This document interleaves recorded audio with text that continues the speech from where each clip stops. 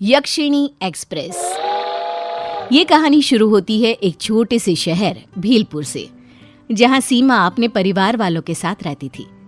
बचपन से ही उसे भूतों की कहानियां बहुत आकर्षित करती थी। हमेशा से ही वो अपने दोस्तों को भूतों की कहानियां सुनाया करती थी। एक बार वो अपनी बचपन की सहेली से मिलने उसके घर जाती है।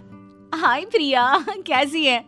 अरे कितने दिन हो गए हम कहीं नहीं गए, चल ना कहीं घूम कर आते हैं। अरे नहीं, मेरी मम्मी ना मना करती है, मैं नहीं आ पाऊंगी यार। अरे मना लेना मम्मी को, चल ना। भानगढ़ फोर्ट चलते हैं क्या? जानती है वो फोर्ट हॉन्टेड है, कितना मजा आएगा, चल ना यार। ये कहकर सीमा प्रिया को बाहर ले जाने के लिए उसका हाथ पकड़कर खींचती है कि झटके के कारण प्रिया का हाथ एक बांस पर लगता है और वो टूट जाता है।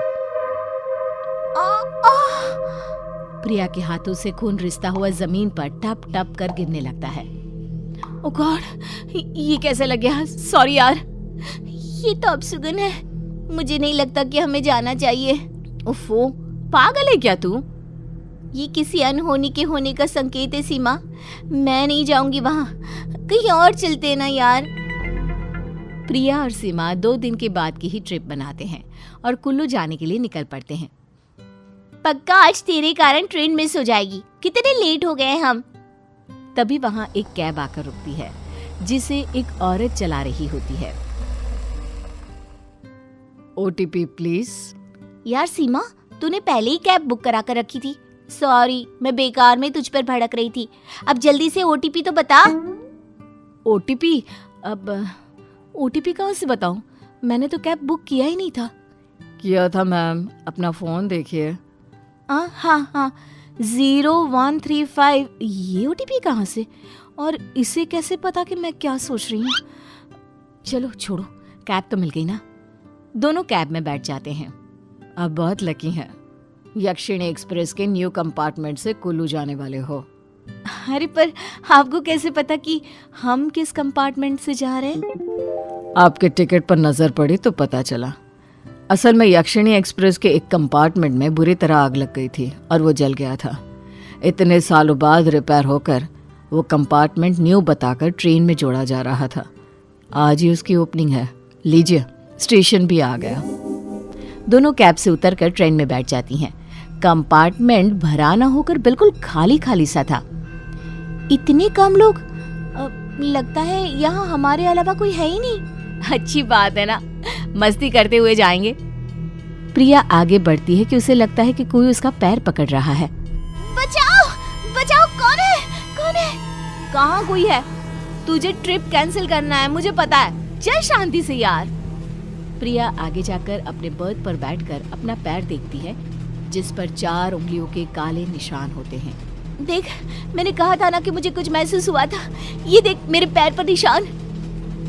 सीमा पास जाकर देखती है पर वो निशान वहाँ था ही नहीं, जैसे अचानक ही अदृश्य हो गया हो। अभी तो मेरे पैरों पर निशान थे, कहाँ गए? तभी लाल जोड़े में एक औरत वहाँ आती है और प्रिया के बगल में बैठ जाती है। उसका चेहरा आंचल से पूरी तरह ढका हुआ था। निशान ढूंढ रही हो ना? यही था, मैंने देखा है, महसूस किया है।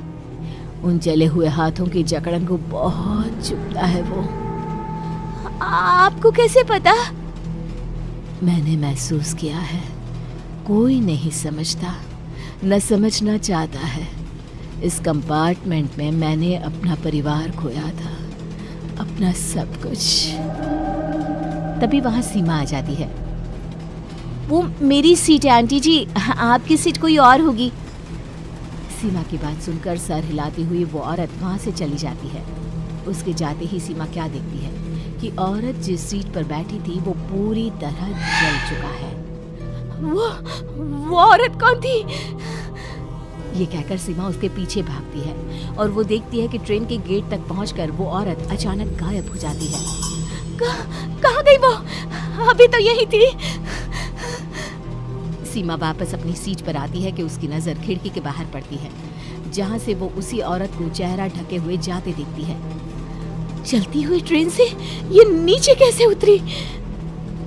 इन सब में रात हो जाती है और कंपार्टमेंट की लाइट्स ऑफ कर सब सोने लग जाते हैं। सीमा उस नज़ारे को आंखों में लिए सो जाती है। रात को 3 बजे भागा दौड़ी की आवाज़ सुनकर दोनों की आंखें खुल जाती है। इमरजेंसी विंडो से कुछ लोग अंदर आ रहे थे। काले कपड़ों में मानो डकैत से लग रहे थे।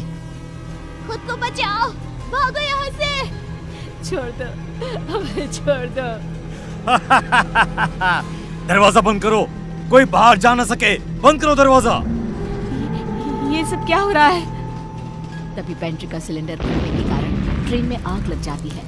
सभी लोग जल जाते हैं और उस आग के बीच वो लाल साड़ी वाली औरत अपना घूंघट उठाती है। उसका चेहरा पूरी तरह जला हुआ था। पहचाना मुझे? मैं यक्षिणी, तुम्हारी कैब ड्राइवर। देख रही हो, इसी तरह हम सब जलकर खाक हो गए थे। और तभी ट्रेन रुकती है। दोनों फौरन ट्रेन से उतर जाती हैं। उनकी आंखों के सामने ही ट्रेन का कंपार्टमेंट गायब हो जाता है। दोनों एक टक ट्रेन को देख रही होती है कि एक आवाज दोनों का ध्यान खींचती है। Ma'am, OTP please. हाँ, ये हम वापस घर के पास कैसे आ गए? ओह गॉड, अब और ट्रिप नहीं, बिल्कुल नहीं।